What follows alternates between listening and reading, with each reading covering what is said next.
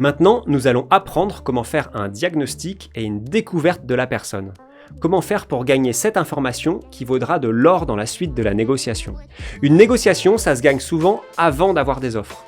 Quand on comprend ce qui va compter pour la personne en face, ce qui va compter pour l'autre. Quelles sont ses contraintes, quelles sont ses peurs, quelles sont ses priorités, quelles sont ses métriques internes. Pourquoi est-ce que ça c'est puissant? Parce qu'en fait on se rend compte que chacun est prêt à faire des concessions qui sont peu coûteuses pour lui-même, mais qui vont être très précieuses pour la partie d'en face. Et ça c'est la base de la création de valeur.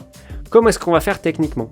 On va poser des questions qui sont orientées sur la contrainte. Qu'est-ce qui vous bloque le plus aujourd'hui? Des questions d'arbitrage. Entre un délai court et un prix élevé, qu'est-ce qui est le plus important pour vous? On va reformuler pour faire confirmer. Par exemple, en immobilier, si on comprend que le vendeur veut surtout une date de sortie parce qu'il a un projet par la suite, c'est une information qui est incroyablement pertinente. Même s'il campe sur le prix, on se rend compte que son point de friction principal est plutôt la date à laquelle il va vendre sa maison. Si jamais quand vous négociez votre salaire, vous apprenez que le budget est fixe, mais que le package est flexible, ça vous donne une information gigantesque.